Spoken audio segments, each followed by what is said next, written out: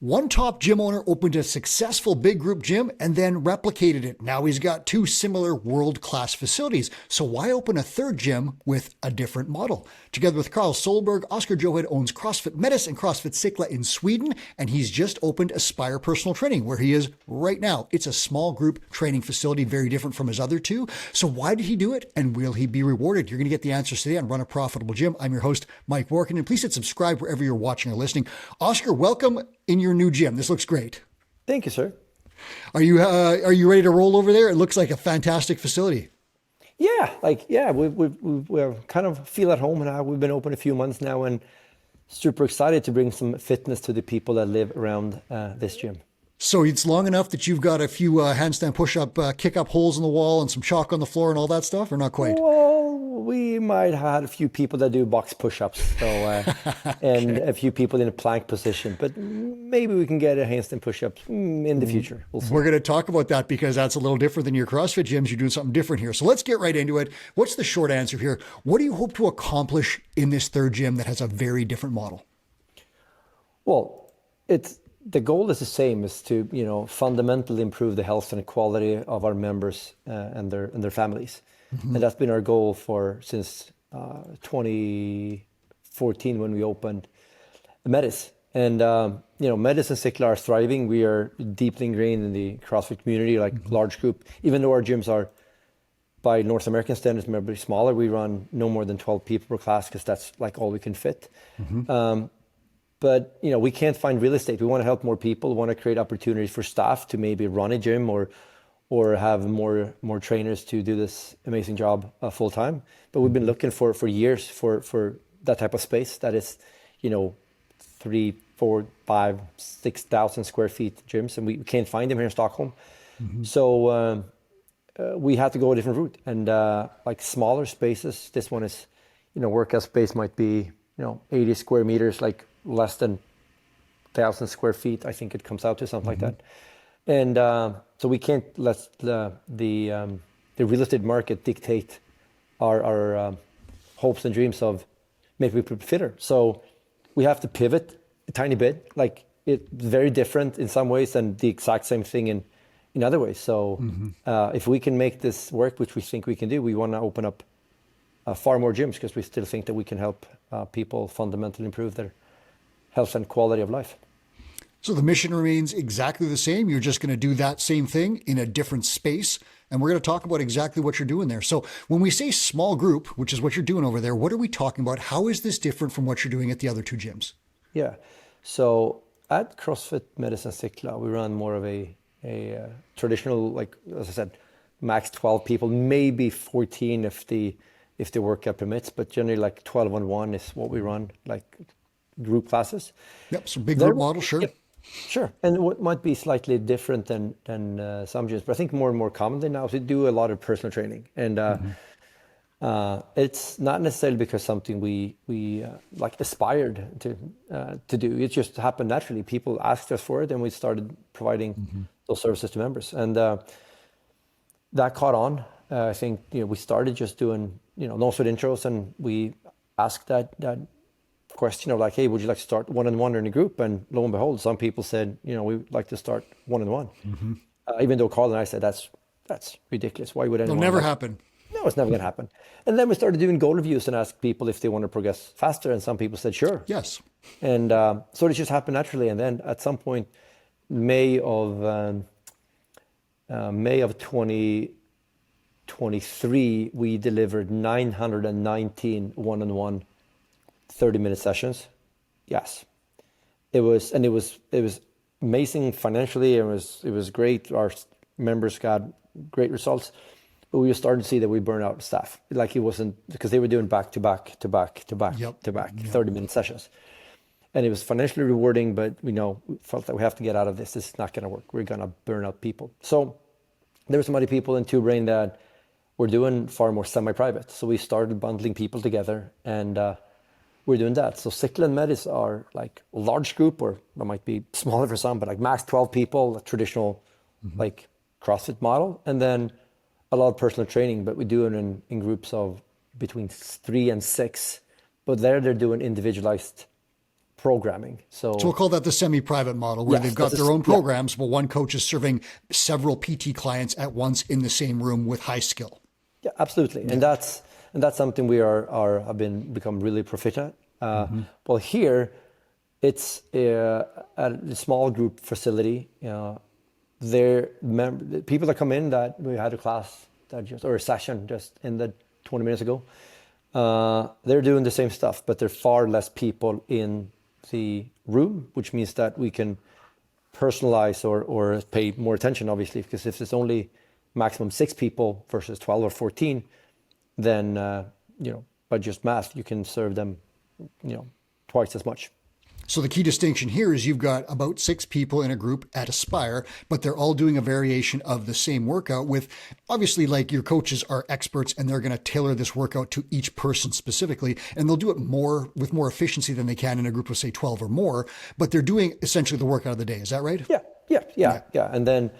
And so far, since we're relatively new, like, we haven't had, I think we had a few classes or sessions where there's been 6 people, but currently I think 3 to 4 or 5 people is where we currently are, and it's a very different experience, and because you don't necessarily get that rah type thing do you get from a larger class, but at the same time you don't get as worn out from that stuff. So there's stuff like, and I have the benefit of doing both, which is awesome, and all the coaches that have been here, they like the combination of both. But it's some parts is very different, but also it's the exact same thing. We're doing thrusters and burpees and pull-ups. But here the demographic is, at this location, is also, we have our Sickle and Medis are 45 plus individuals, but here's probably 50 and far further closer to the 6 spectrum. Not necessarily in terms of like obesity and so on, but just in physical performance or health markers, in terms of like being able to move large loads long distances quickly and that stuff. So we have an 84-year-old lady. She's crushing it. She's here, and so I think the youngest member here is closer to 50 than 40. Okay.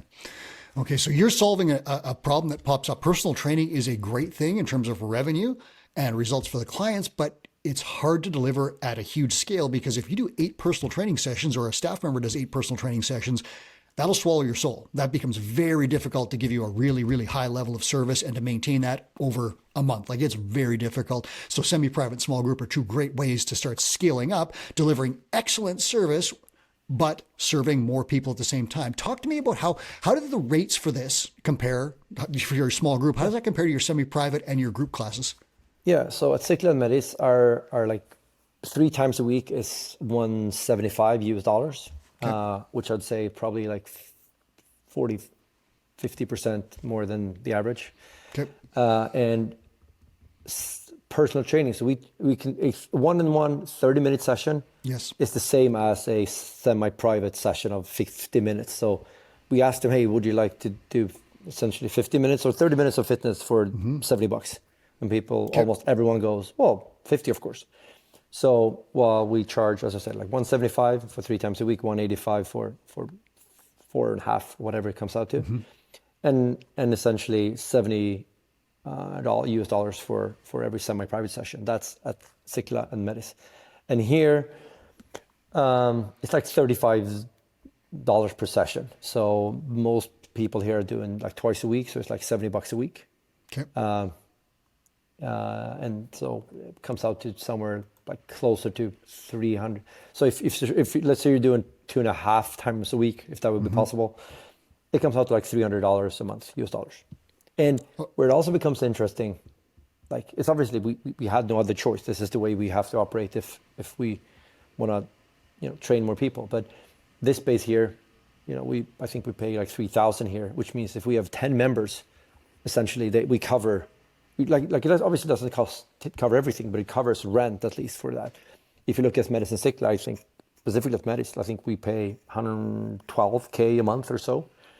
And if you have 175 members, $175 US dollars per member, you need 80, 90 members or so. So from a risk perspective.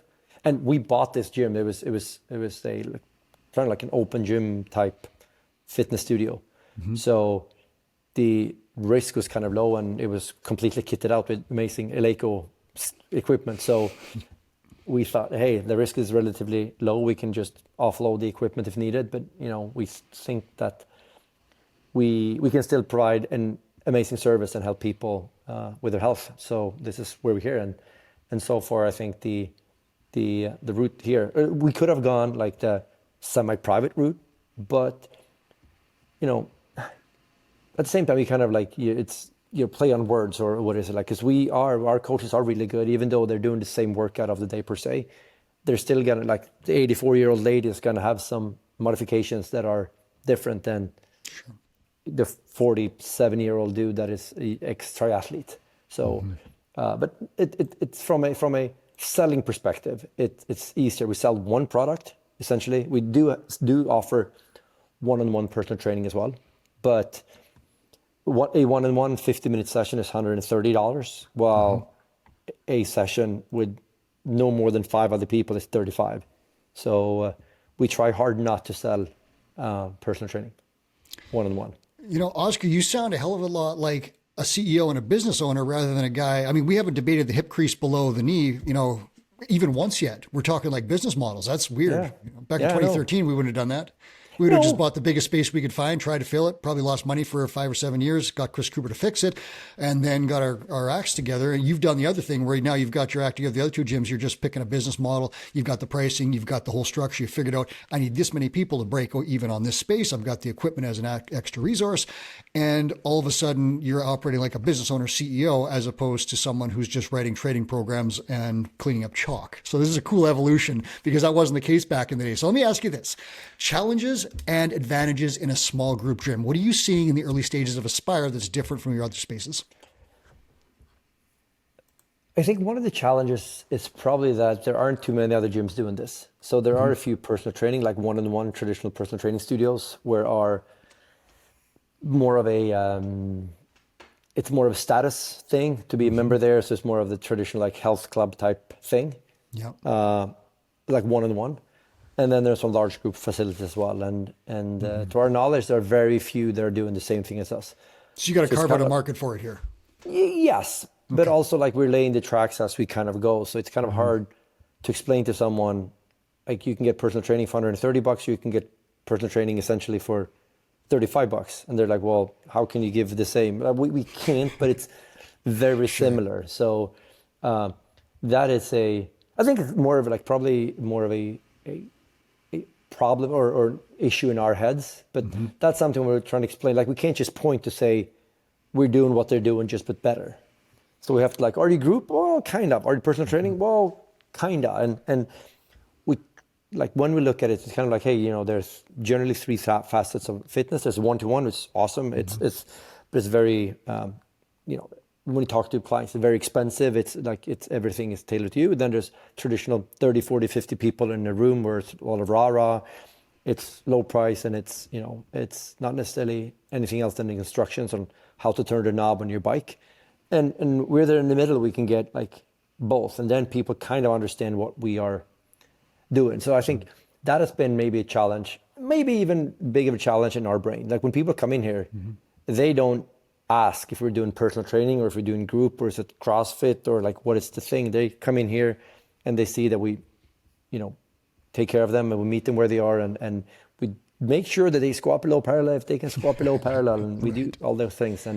But it's I think we probably made it a bigger change or thing that it actually is. Like we still have to get people to come talk to us and understand that we can help them, and once they're here, they, it's the same thing. They get kind of a community type feel when you work out with other people. But at the end of the day, we are trying to change the lives of people like one at a time. And I think that's where we are heading. So an easy way that you're solving this is with a prescriptive model. When someone comes in, they tell you their fitness problem or their goals, and you figure out the solution or the path to those goals and tell them, here it is. You're going to meet me, 2.5 times a week, as you said, in a group of, 5 other people who have similar goals, but I'm going to tailor the workout to you and your fitness history and training age and dings and dents. And away we go. And they're like, cool. Because what you've shown them is the solution to their problems and the path to their goals. And you didn't have to go through all the other stuff of like, well, it's this person, it's the explaining the whole thing. You can just tell them this is the solution. And they're like, okay, cool. Like when a contractor comes to me and wants to build something for me, I don't ask him about like the physics of the whole thing. He just says, I can put that there and we're good. I'm like, yes, done, problem solved. Yeah. Are you also producing any content or any educational stuff to solve this problem? Or are you just doing it right through the prescriptive model in the No Sweat intro? So right now we have been, so we kind of like, we got keys to the new castle in the spring, and then we essentially like launched it, so to say, right before summer. So then summer came and now we're like starting to pick it up. So we haven't really done a lot. We're probably going to do far more. And once again, like, I don't necessarily think we have to explain what we're doing. Like CrossFit Medicine Secular, sure, they're CrossFit gyms. We had this discussion, we had a sales meeting today, and we do some role playing and you know, looking at the sales calls from last week and see what challenges we had. And we had this, you know, come up on a call. Like, I don't remember the last time I had to talk about what movements we're doing. Like, rarely do we get in a conversation of like, what type of fitness do you do? Or like, what equipment do you have? Like, that's years ago. So people come because we somehow have sure, they probably Google us and see, you know, stuff, what we're doing. But even if on Instagram and Facebook, we don't necessarily see a lot of working out type stuff. It's more like, hey, you have this problem, we can maybe help you with this thing if you just come talk to us. So we are probably gonna ramp up our messaging, but not necessarily talking about how we are running, you know, personal training, but in a group, but it's not large group, but it's small group, because at the end of the day, for most people, that's not relevant. Like, they have a problem, and our job is to figure out if we can help them. And the benefit here, which is also might be a constraint, but like, because we know that we are only running class up to 6 people or sessions, like we have somewhere in the back, there's like 3 bikes and 3 rowers. That's all we need. And there's a lot of stuff we don't need. And if someone comes in with, hey, I want to have open gym or whatever, we just say no. We'll essentially say, we think we can solve your problem. And if we can do it twice a week, 3 times a week, or maybe 4 times a week. So how quickly do you want to have your fitness, you know, needs met? So it makes it easier for us. We've obviously turned away some business because some people want different stuff. But, you know, eventually I think this is going to make it easier for maybe open up new locations. We have one thing, it's like, this is the burger we offer, and it you know, we're going to make a darn good burger, but if you want a pizza or sushi, we're not the place for you. Yeah. You know, it's fascinating because, as you know, like we've tried to solve the answer, what is CrossFit, for like over a decade now, to try and explain that whole thing. And like, it's a hard thing to explain it, to communicate with a broader market on that. But what you're doing, as I said, with that prescriptive model is like, you don't have to define your method. You're just taking what the client needs and saying, here's how you do it. And here's the speed at which you can do it. Do you want to sign up? And they're like, yeah, 3 times a week, let's go. And you're like, good, done. And then they just show up and you tell them what to do. They don't have to know what they're doing. They just know that they're working toward their goals. And so it's really a fascinating way around the method to just solve problems for clients. And I think that's such a fascinating thing that you're doing. You mentioned a couple of advantages, and I'll just reiterate a few of them. You can tack some more on. You're in a very small facility in the sense that like you don't have a massive overhead. You're not like trying to fill 17,000 square feet or something like that. In a small space, you got limited equipment where you don't have to buy 70 barbells or 16. You got probably 5 or 6 or whatever it is, and they're beautiful Eleiko bars. That takes a lot of pressure off, where you don't have to get a million clients with that. I imagine also, because you're working very closely with clients, I imagine the retention and the relationships are going to be in really good shape. What other advantages do you see in the small group model? I think, as I said, I think if you do large group predominantly, I think it's going to be, one is very hard to build a career doing large group. Yes. Purely. I think it financial for most gyms doesn't add up. And I think, at least for myself, you know, you burn out. I like, you know, if I had to choose one of them, I prefer the larger group. I grew up on a sports teams environment. I like the banter that goes on in larger, you know, settings.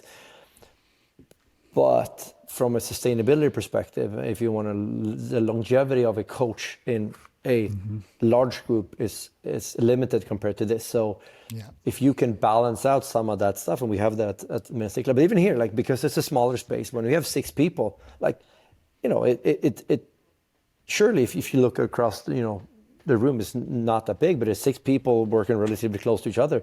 You know, it's not too different than a like our vision of a great CrossFit class. It's got a vibe for sure. Right, it for sure does. And so coming back to the longevity of it, I think it's easier to stay in the business, I believe, if with this model for the coaches. So I think that would be a benefit. And then to your point as well, like especially where we're located, like I think leg is going to be good. This is a suburb here, and people don't leave here, so they live here, and sure, it's slightly slower than around Medicine Sickla. They're slightly more central, but I think leg is going to be very high here because unless we screw up completely, people are going to stick around because we solve their problem. Like these are,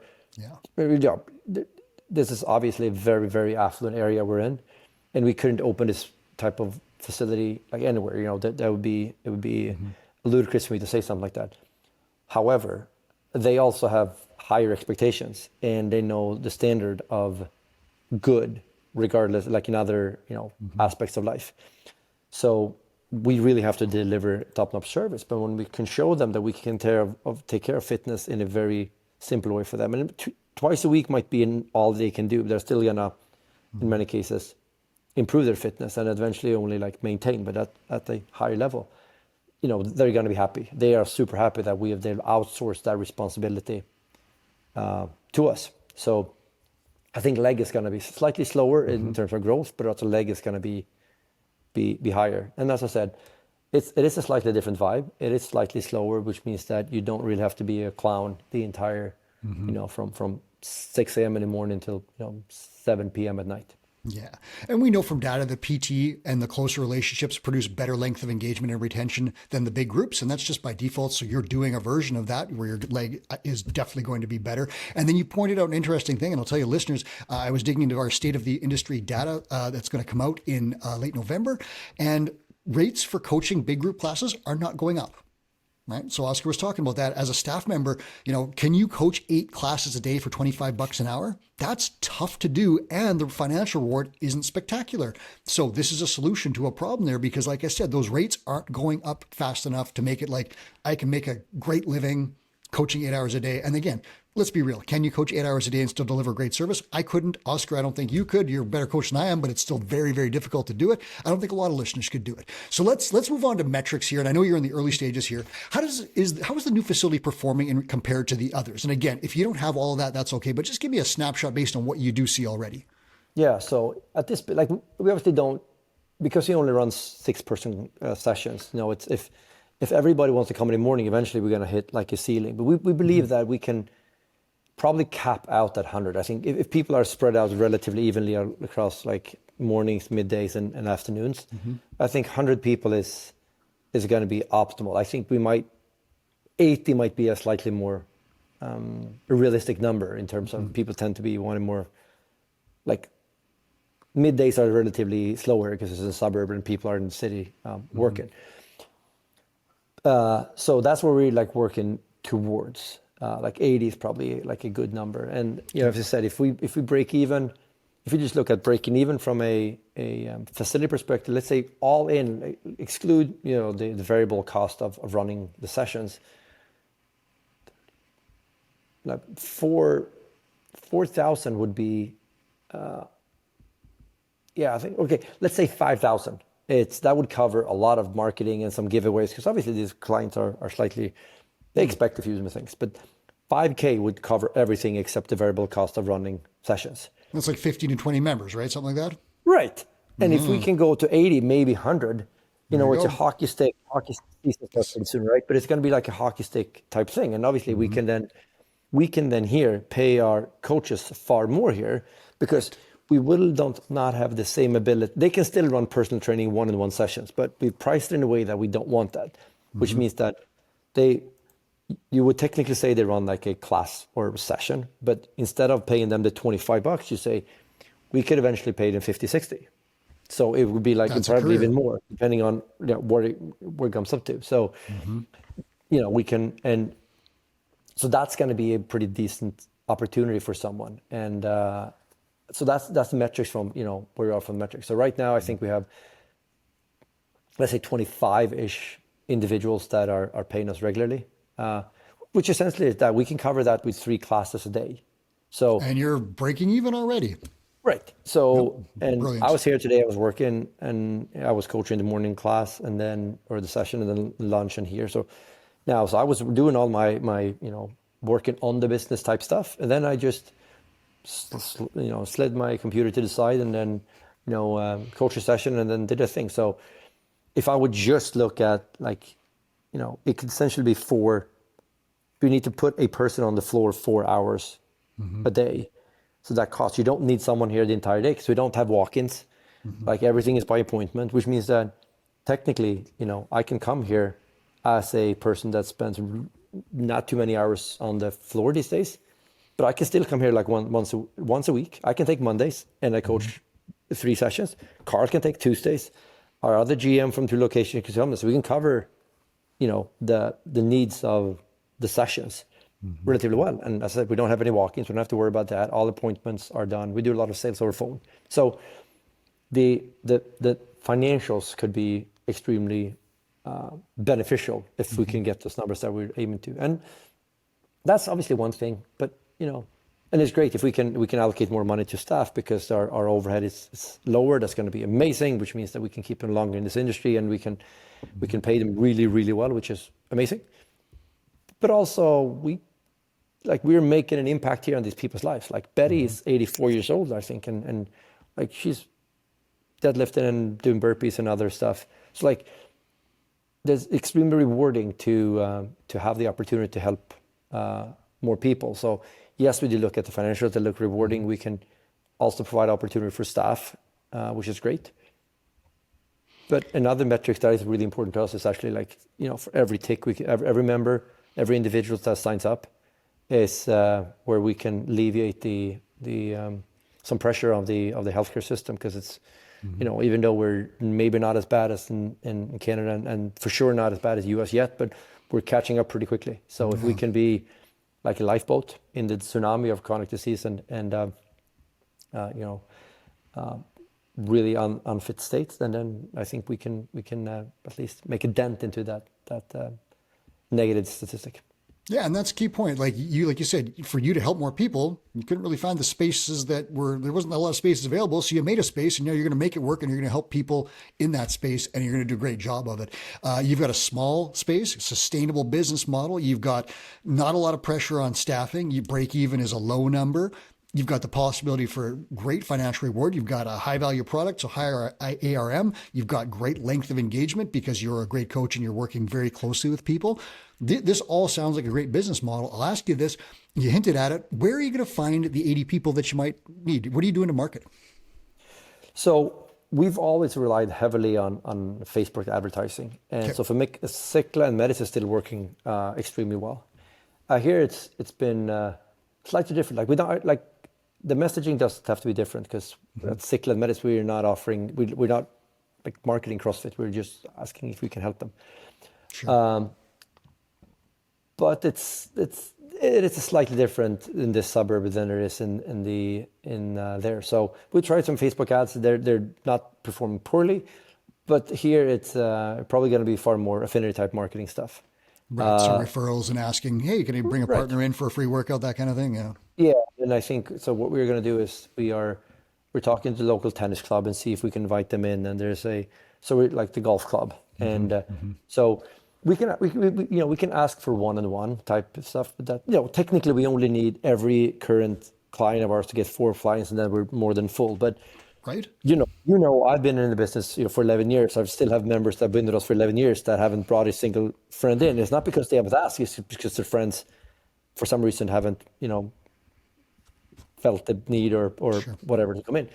So if we can just talk to the local tennis club that has 600 or 700 members and they can somehow find how we can help them. Like if it's only offering them a 6-week course of figuring out how to warm up for your tennis, that's going to be great. But I think a lot of these people can drop over. So instead of doing the one-on-one, we're going to try. We still do that. We ask our current clients for friends and families, but we're going to see if we can talk to someone that has more people behind them. And we haven't tried that in the past, and if that works, we tried some of companies for Cicla and Medis because they're more central, which means that we get some companies that work out and we can talk to the HR department, but there are no very few businesses here. So our goal is like to find like Lions Club or Rotary Club or the tennis club or the golf club or like congregations of people, so we can see if we can help these people.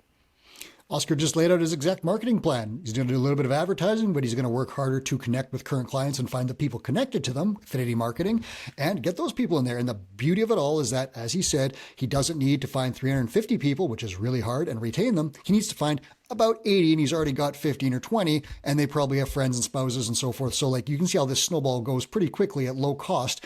And listeners, if you are not running a referral program or know exactly how to ask your clients for referrals, you need to start doing that right now. The referral funnel is one of the most valuable things a gym owner can do, and it comes at zero cost except for your time. And all you have to do is ask your clients as part of the prescriptive model. I'll put a link in the show notes to the prescriptive model. It'll lead you through that and tell you when and how you should ask clients for referrals. Oskar, I won't keep you much longer because I know you got to do some muscle ups on the rings back there. I'll ask you this one. Expert advice, because you are a two-brain mentor, a long-term one. What is your expert advice for someone who's thinking about adding small group training or opening a small group gym? What would you tell them? What's the big deal? Like, I try to stay away from absolutes because it's easy to say like it's obviously it depends. Yeah. But there, like if I talk from our experience and from the clients I work with, and like it's an obvious value add because we're not doing this for us. We're doing it because there is a need for in the market, and in this specific case, this is one of the only options we have, and we still serve clients really well. So I think it makes great financial sense, which is awesome. And if you look at from our Medicine Cykla, we didn't introduce personal training because we wanted it. It was something our clients asked for. And it's really helping them and, helping our staff a lot. Like I think, as I said, right before we got on here, last week at Cykla and Medis, our 5 personal trainers delivered semi-private worth $12,000 US, right? And it is a PR week. So, and it's once again, they just ask if people want some extra help, and they're doing a phenomenal job in addition to running group classes. So I think that you need really strong reasons for not offering this. It's my opinion. There might be some people that have strong reasons, but instead of saying like, why should you, is probably like the question is probably like, why not? Because it makes sense for on so many levels. And so like for us, it's a no-brainer now. It's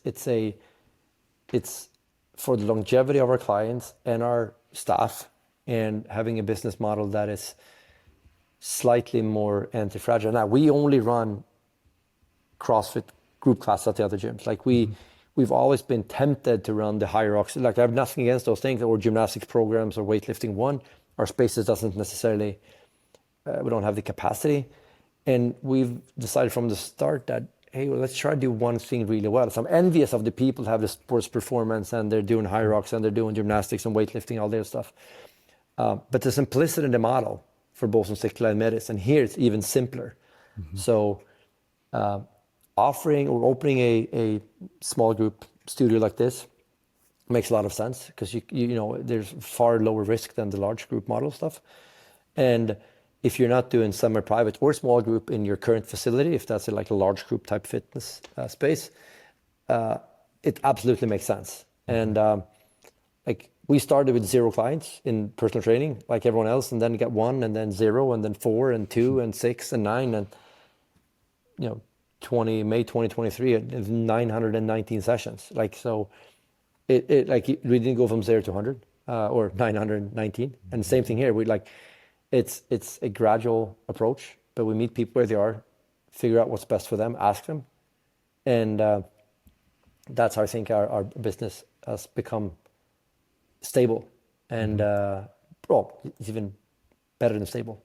So that's a long-winded answer to say the question probably like, why not? And if someone doesn't want it because they're against their way of the fitness should be done, or, they don't want to spread themselves too thin or whatever the reason might be, that's perfectly fine. But if you don't have a really strong reason, I think the numbers, if no other thing, talks really well in your favor, as well as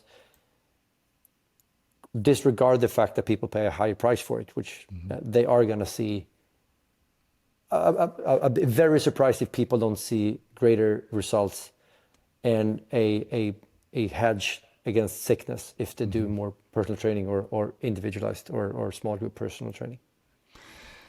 I'm going to tell you, listeners, my advice is to do what Oskar did and put together a plan. If you're thinking about doing this, put together a plan and don't just like write it on a napkin and throw some numbers in the air. Sit down and make an actual spreadsheet and figure out what is break even. How am I going to get there? How am I going to sell this thing? Where am I going to put it? Or how am I going to add it? Who's going to staff it? Answer all those questions and get the numbers down. And if they make sense, run ahead with it. If they don't make sense, do not do it. And I'll give you the easy button. The easy button is to talk to a mentor like Oskar, who can tell you exactly what to do when, so you don't make any mistakes. Had I had that plan in 2011, things would have gone very different for me. It can go very different for you. So before you start changing everything, I would encourage you, book a call via the link in the show notes. Talk to a mentor who's done what you want to do and can tell you where the pitfalls are, where the benefits are, how to make it happen faster, how to reach profitability very quickly, and so forth and whatnot. That link is in the show notes. You can talk to someone who will help you do this. Oskar, thanks so much for sharing everything, including your detailed plan on small group training. I wish you the best in that new facility. It looks fantastic. Thanks, Mike. Stand up for a second. Let us see the whole thing. Look at that. Ooh, look at the kettlebells and everything. That's a beauty. There you go. And it's only going to take about, I like that. And you got the Lego bars in the background. Wow. So you're going to get to profitability with about 15, 20 people, large profitability with 80. Going to help change a lot of people, change their lives, get rid of some chronic disease, and make a difference in Sweden. Thanks, Oskar. Thank you. That was Oskar Johed. This is Run a Profitable Gym. Thanks for watching and listening. Please hit subscribe wherever you are for more shows just like this.